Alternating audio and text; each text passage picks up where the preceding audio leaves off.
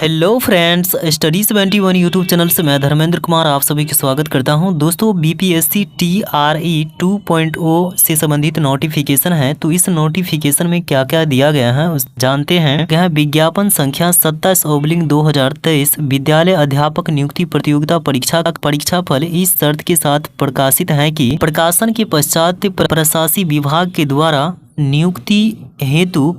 Counselling के समय online आवेदन करते समय समर्पित वांछित शैक्षणिक और प्रशैक्षणिक अर्हता संबंधित प्रमाण पत्रों की जांच उसके मूल प्रति से की जाएगी और जिसमें असफल होने पर उनकी पात्रता एवं परीक्षा फल दोनों ही स्वतः रद्द समझी जाएगी। इसलिए आवश्यक है कि अभ्यर्थियों द्वारा ऑनलाइन फॉर्म भरते समय जो अपलोड किए गए कागजात और दस्तावेज को डाउनलोड कर सत्यापन के समय सक्षम प्राधिकार प्रशासनिक विभाग के समक्ष उपस्थित करेंगे। अभ्यर्थियों द्वारा अपलोड किए गए सभी दस्तावेज पर डाउनलोड करने पर उसमें स्वतः रजिस्ट्रेशन सहित नया वाटरमार्क अंकित होगा जो कि पूर्व में जो TRE 1 हुआ था उससे भिन्न होगा वाटरमार्क। उक्त परीक्षा से संबंधित सशर्ते रूप से सफल अभ्यर्थियों को सूचित किया जाता है कि आवेदन करते समय आयोग के पोर्टल पर अपलोड किए गए अपने सभी प्रमाण पत्रों को डाउनलोड कर जिस पर आयोग का वाटरमार्क होगा और प्रशासनिक विभाग के द्वारा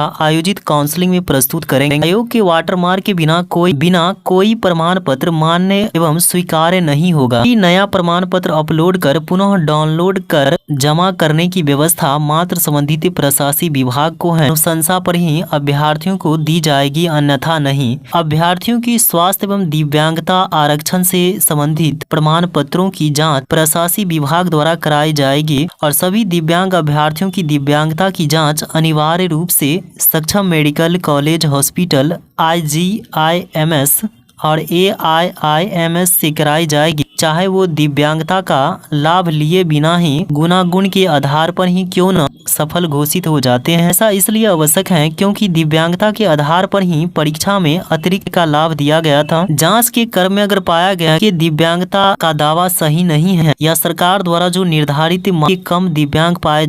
जाने एवं पात्रता स्थापित नहीं होने की स्थिति में ऐसे अभ्यर्थियों को कदाचार की श्रेणी में मानते हुए उनका परीक्षा फल स्वतः रद्द समझा जाएगा और उन्हें दोषी मानते हुए विधि सम्मत आगे की कार्रवाई की जाएगी। बाद अर्हता एवं कट ऑफ क्या है। न्यूनतम क्रमिक एवं प्रशासनिक विभाग के संकल्प ज्ञापांक संख्या इतना, दिनांक इतना एवं पात्रांक इतना और दिनांक इतना के अनुसार जो लिखित परीक्षा में शामिल सामान्य वर्ग को 40%, पिछड़े वर्ग के उम्मीदवारों को 36.5%, अत्यंत पिछड़ा वर्ग के उम्मीदवारों को 34% एवं अनुसूचित जाति एवं अनुसूचित जनजाति महिलाओं तथा दिव्यांग अभ्यर्थियों को न्यूनतम प्रतिशत अंक अर्हता प्राप्त करना अनिवार्य है। स्पष्ट है कि वैसे अभ्यर्थी जिनका प्राप्तांक इस निर्धारित न्यूनतम अंक से अगर कम है उन्हें मेधा सूची में शामिल नहीं किया जाएगा और उन्हें परीक्षा फल में सफल घोषित करने का प्रश्न ही नहीं। ज्ञातव्य है कि आरक्षण नियमानुसार मेधा क्रम में सर्वप्रथम अनारक्षित कोटि की रिक्ति भरी जाती है।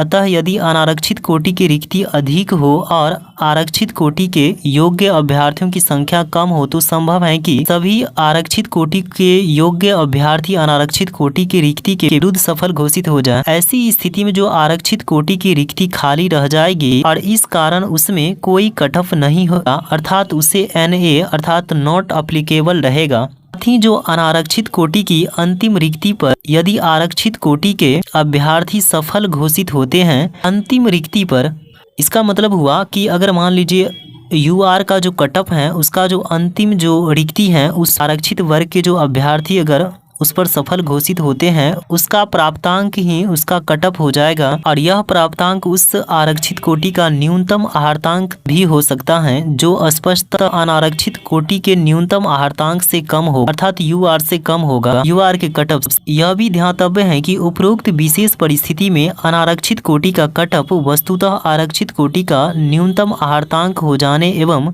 आरक्षित कोटि अभ्यर्थी का जो प्राप्तांक है उससे अधिक होने के बावजूद अनारक्षित कोटि के उक्त अभ्यर्थी सफल घोषित नहीं हो सकेंगे यदि उनका प्राप्तांक अनारक्षित कोटि के न्यूनतम अर्हतांक से कम हो। मेधा क्रम में टाई ब्रेकर क्या है। लिखित परीक्षा ऑब्जेक्टिव रूप में था और कुल प्राप्तांक परंतु भाषा के जो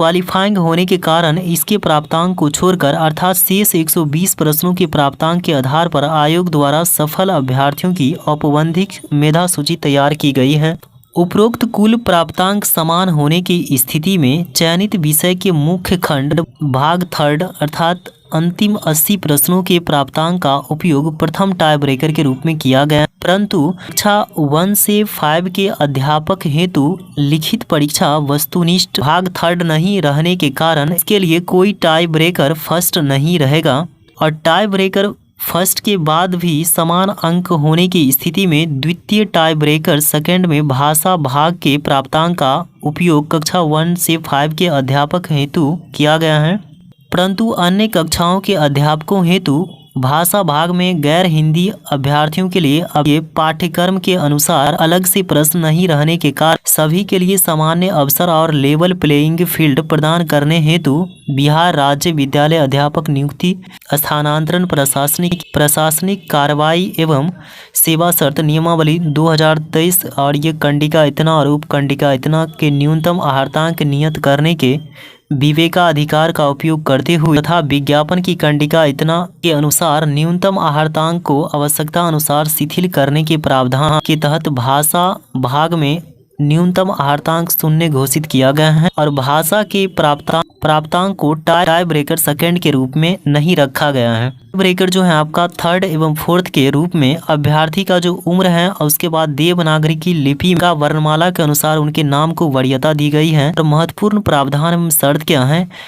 माननीय सर्वोच्च न्यायालय के द्वारा दिनांक 28/11/2023 पारित न्यायाधीश national institute of open schooling NIOS के द्वारा खुला एवं दूरस्थ शिक्षा के माध्यम से प्राथमिक शिक्षा में 18 महीने का जो डिप्लोमा DLED की मान्यता को समाप्त की गई है। कर्तव्य है कि बिहार राज्य विद्यालय अध्यापक नियुक्ति स्थानांतरण अनुशासनिक कार्रवाई एवं सेवा शर्त नियमावली 2023 की कंडिका इतना और उपकंडिका इतना के तहत प्रावधानित है कि शिक्षक प्रशिक्षण के किसी भी उपाधि के मान्यता के बिंदु पर अथवा किसी उपाधि विशेष की समतुल्यता के बिंदु पर किसी प्रकार के विवाद की स्थिति में राष्ट्रीय अध्यापक परिषद के परामर्श से शिक्षा विभाग का निर्णय अंतिम होगा। इसके आलोक में शिक्षा विभाग बिहार सरकार के ज्ञापांक संख्या इतना और नियमावली इतना और दिनांक इतना संसूचित है और फिर भी यदि इसमें अन्य मामलों में माननीय सर्वोच्च न्यायालय और सक्षम न्यायालय अन्यथा आदेश पारित होता है तो इसके फलाफल या परीक्षा फल प्रभावित होंगे। तो थैंक यू। आज का क्लास यहीं पर समाप्त होता है। आप सभी दोस्तों को तहे दिल से धन्यवाद। Thank you. Love you all.